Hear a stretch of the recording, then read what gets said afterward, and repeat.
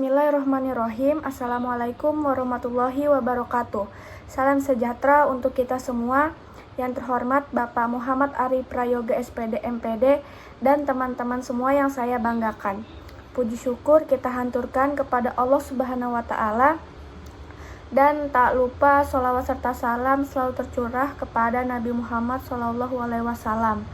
Kami dari kelompok 2 yang terdiri dari saya sendiri, Faradila Salsabila sebagai moderator, dan Andromeda Baby, Fahrudin Rizik Sahab, dan Muhammad Haidir Akbar. Nah, pada kesempatan kali ini kami akan mempresentasikan makalah kami yang berjudul IP address dan subnetting. Untuk penjelasan pertama akan disampaikan oleh rekan saya. Perkenalkan, nama saya Andromeda Baby dengan NIM 2205176068. Di sini saya akan menjelaskan pengertian dari IP address dan subnetting. IP address merupakan alamat logika yang diberikan ke semua perangkat jaringan yang menggunakan protokol TCP atau IP. Kemudian, IP address memungkinkan host pada jaringan yang berbeda maupun pada jaringan yang sama untuk bisa saling berkomunikasi walaupun dalam platform yang berbeda. Kemudian ada yang namanya subnetting. Subnetting adalah proses membagi atau memecah besarnya sebuah jaringan menjadi beberapa subjaringan, tentunya dengan jumlah host yang lebih kecil. Subnetting adalah bagian dari teknis sistem pengamatan IP address versi 4 yang berfungsi untuk memperkecil jumlah alamat host ID dalam sebuah jaringan. Selanjutnya akan dijelaskan oleh teman saya. Nah, selanjutnya di sini ada konsep dalam jaringan komputer. Konsep subnetting IP address untuk menghindari terjadinya kongesti akibat terlalu banyak host dalam suatu physical network, dilakukan segmentasi jaringan. Nah, untuk slide materi selanjutnya akan disampaikan oleh rekan saya.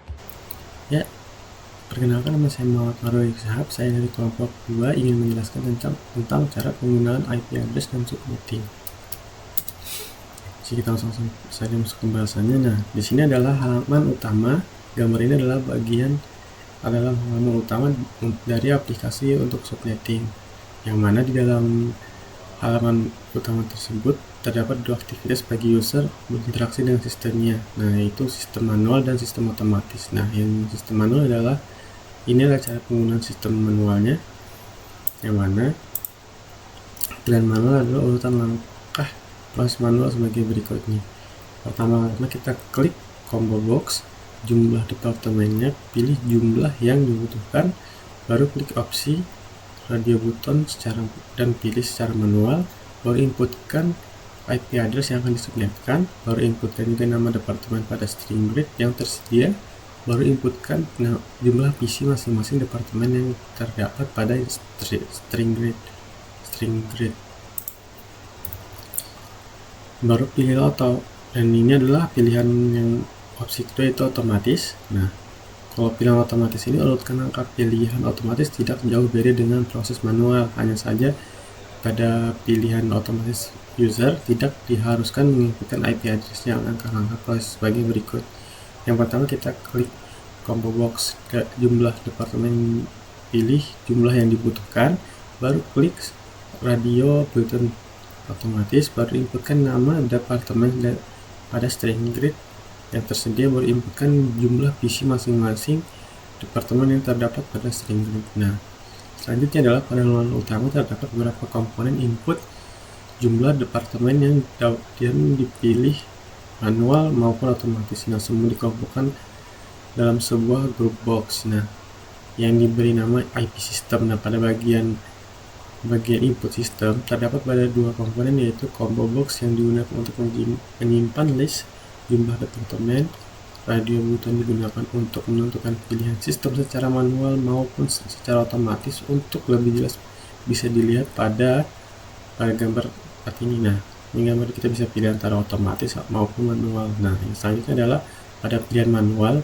dibutuhkan inputan IP address yang akan disubnetkan. Nah, untuk kebutuhan ini dibutuhkan sebuah komponen group box yang diberi nama IP address dan 4 buah komponen edit. Nah, dapat dilihat pada gambar ini cara untuk kita masukkan MAC address-nya 192, 168, 10, dan 1. Ini contoh dari gambarnya. Yang selanjutnya adalah selain itu untuk input nama departemen dan jumlah masing-masing departemen digunakan sebuah komponen string grid seperti pada gambar nih. Contohnya kita masukkan nama departemennya dan jumlah PC-nya. Dan selanjutnya untuk menampilkan proses perhitungan sistem yang digunakan komponen seperti ini seperti ini bisa dilihat pada gambar 7. Ini adalah output proses proses dari perhitungan sistemnya. Nah, untuk menjalankan pengolahan data yang telah diinputkan pada sistem kemudian menampilkan hasil proses dibutuhkan sebuah komponen speed button yang diberi nama tombol proses seperti terlihat pada gambar 8. Ini dari tulisan tombol prosesnya akan dilihatkan hasilnya. Nah, jika ingin melihat hasilnya, maka tinggal kita melihat dari tabel yang dihasilkan dari proses subnetting pada tampilan ini. Nah, sistem akan menampilkan output dari berupa nama departemen, record ID, dan rank IP, dan alamat broadcast dan subnet max halaman tabel. Contohnya pada halaman tabel terlihat pada gambar 9 ini. Ini hasil dari kerjanya, ini adalah hasil prosesnya dan outputnya dari subnetting. Nah, selanjutnya akan dijelaskan oleh teman saya. Assalamualaikum warahmatullahi wabarakatuh. Baik, saya Muhammad Haidar Akbar. Kali ini saya akan menjelaskan bagian tantangan dihadapi dalam menerapkan subnetting dalam jaringan.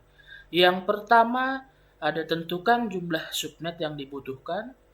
Yang kedua, tentukan jumlah host dalam setiap subnet.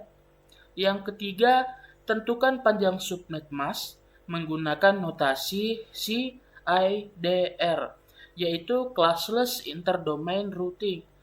Yang keempat, tentukan rentang alamat IP untuk setiap subnet sesuai dengan subnet mask. Yang kelima, tetapkan alamat IP dan subnet mask untuk setiap perangkat dalam jaringan. Yang keenam, konfigurasikan perangkat jaringan seperti router atau switch agar dapat mengenali dan mengirimkan lalu lintas ke setiap subnet dengan benar. Baik, langsung saja ke bagian kesimpulan yang akan dijelaskan oleh teman saya. Baiklah, demikianlah presentasi kita pada kesempatan kali ini. Sebelum saya menutup presentasi ini, izinkan saya untuk menyampaikan kesimpulan. Kesimpulan dari presentasi kita hari ini, dalam era digital yang berkembang pesat, konektivitas jaringan komputer menjadi krusial bagi berbagai aspek kehidupan modern. IP address atau Internet Protocol Address menjadi dasar bagi konektivitas ini, memungkinkan identifikasi unik dari setiap perangkat dalam jaringan. Subnetting adalah teknik yang membantu mengorganisir dan mengelola jaringan dengan lebih efisien. Dengan pertumbuhan jumlah perangkat yang terhubung, protokol IPv4 dengan alamat 32 bit menghadapi keterbatasan, mendorong pengembangan IPv6 dengan alamat 128 bit. Subnetting memungkinkan pembagian jaringan besar menjadi subjaringan yang lebih kecil, meningkatkan efisiensi penggunaan alamat IP dan mengelola lalu lintas jaringan. Konsep IP address dan subnetting penting untuk mengatur jaringan secara efisien, menghindari kongesti, dan mengatasi perbedaan hardware dan media fisik dalam jaringan.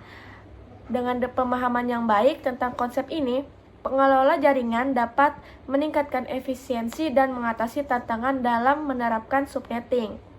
Nah, demikianlah kesimpulan yang dapat saya sampaikan. Kami dari kelompok 2 mohon pamit undur diri. Terima kasih atas perhatiannya dan mohon maaf apabila ada kesalahan baik perkataan maupun perbuatan. Waalaikumsalam warahmatullahi wabarakatuh.